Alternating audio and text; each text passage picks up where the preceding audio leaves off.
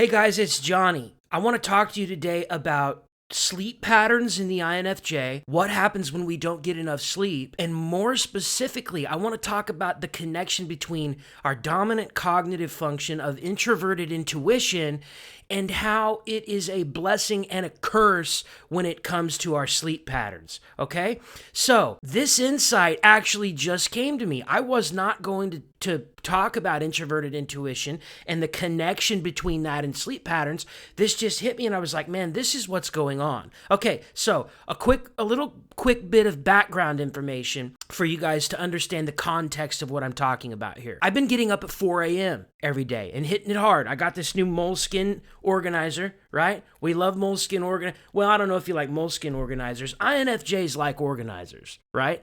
I got this new organizer and I've been going hour by hour, working my schedule. Things are going nice. Everything's going good. I don't have a problem following my schedule. That's not an issue.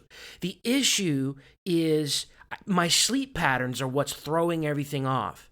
And I've been doing this deal where I get to bed by 10 and I'm up by 4. Well, I just shut down yesterday. And yes, it could be that 6 hours isn't enough sleep. I mean, I know a lot of INFJs need, sometimes we need 7 to 10 or more hours.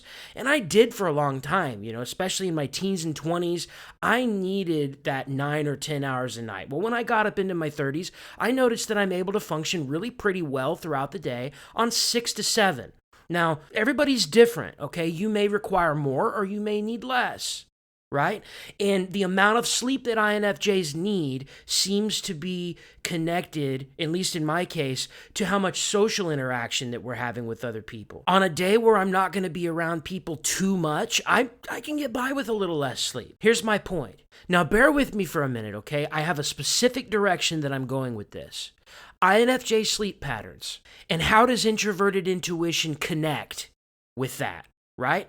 I don't even have a title for this video yet. I'm just kind of going with this, all right? I know what I want to say, I just don't have the specific words to articulate it yet. By the time the video is uploaded to YouTube, you'll have the title. INFJs are these notorious night owls, oftentimes, right? I think that we also prefer to follow a schedule because we're J's, we're judgers. I think one of the greatest, if not the greatest challenges, at least in my case, that I have in following that schedule, what hinges on me consistently being able to follow the schedule, right, is my sleep pattern. That sleep pattern has to be just so. I know that the sleep pattern plays a critical role in being able to follow the schedule consistently for most people. For years I struggled to follow a schedule, and it got so bad at times where I began to say, maybe I'm a perceiver, right? Yes, INFJs are dominant perceivers. Introverted intuition is a perceiving function. But I'm saying instead of like INFJ, right? Like I was like, maybe I'm a P type instead of a J. And so I did all this research about it, and I was like, no, I'm a judger. I definitely prefer closure. I definitely prefer to follow a regular schedule. I definitely tend to have a goal in mind. I'm habitual in my routine. I prefer structure and organization to my day. And if all of this is true, why is it so difficult for me to follow a consistent schedule? Even though I have a strong internal desire to do so, and the only time I'm at my best is when I am following that schedule. It's my sleep patterns. That's what it was. That's what it always was that was throwing this thing off. I still struggle with getting to bed at a reasonable hour. As long as I'm able to get to bed at a reasonable hour, I'm able to get up at a reasonable hour. And then my day is immensely productive, provided that I'm able to start it off waking up at a good time in the morning. But here's what else is going on. Introverted intuition wants to drink up all of this information and take in all of this information.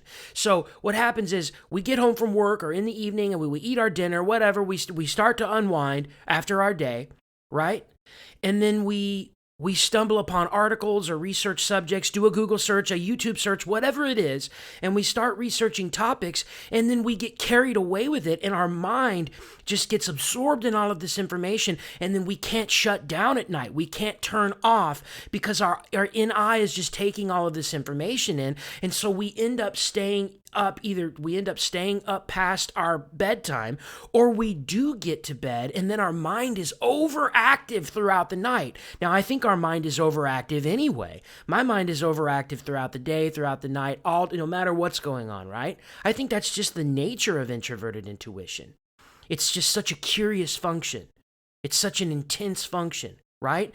And introverted intuition combined with that extroverted feeling, it just causes us we get drained easily. So we have to recharge our batteries. We need a lot of time alone, etc. But here's what I'm saying. I think introverted intuition is a blessing and a curse because obviously, right, we wouldn't have the knowledge that we have about the subjects that we study. We wouldn't have the understanding of human motivations, the understanding of other people that we have, if it weren't for all of that study, right? I love introverted intuition and extroverted feeling, those top two cognitive functions, because of the profound understanding that I feel like I have about other people. I enjoy that because that means that I can help people in a great way that maybe other personality types can't. I can help other people process emotions. I can help to understand other people. I can have empathy for others, etc., right? So it's a huge blessing in that regard. To be able to put yourself in another person's shoes. It's a blessing. But I think the curse, here it is, the curse of being an INFJ in terms of the sleep patterns and how the introverted intuition affects our ability to follow a sleep pattern, I think it's that NI is such an active function and it operates largely in the subconscious that what happens is it makes it really hard for us to consistently follow a schedule because of the way it affects our sleep patterns. Again, even if we're getting to bed at a reasonable hour and getting up at a regular hour every day, we're drinking in so much information that it's difficult for the subconscious mind to shut off while we sleep. And so raise your hand if you wake up with insights. All the time you wake up with subjective intuitive insights. When I read that INFJs have these flashes of insights, I was like, that's definitely me. But also waking up in the morning with realizations, understandings, ideas for YouTube videos, right? We wake up with these insights and we'll go and scramble and we'll write them down if they have some significance to our overall worldview, or if it's something important that relates to just whatever we're dealing with in our life or a project that we're working on, etc., right?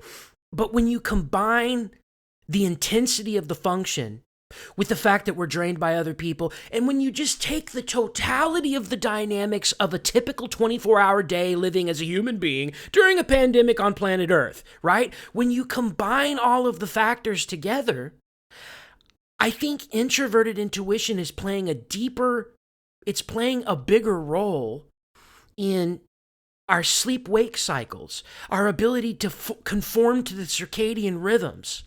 There's a lot here. It would be impossible to discuss all of this in this topic. Here's what I want to know, and I'll let you guys go, but here's what I want to know in the comments. Do you struggle to follow a consistent sleep pattern? Are you a notorious night owl? Did you struggle? I really want to know this. Did you struggle for years to follow a consistent sleep schedule? Did you struggle for a long time to follow a consistent work schedule, always having a desire to do so and wanting to do so, but not being able to do so because of how your sleep patterns were affected, and it was difficult for you to maintain this proper sleep schedule, which was affecting your ability to follow a work schedule that you always wanted to follow, but you couldn't? Does this resonate with you? And if you are following a consistent sleep schedule and a consistent work schedule, what has helped you to be able to do that besides just getting the 8 hours of sleep? I know that's so critically important, but I'm asking, what other tips, what other ideas, what other thoughts, what other strategies, techniques, etc. have you used that has helped you to be consistent with this? Hit the like button, share the video, comment, subscribe to the channel. Let me know in the comments your thoughts. I want to know. Talk to you guys in the next video.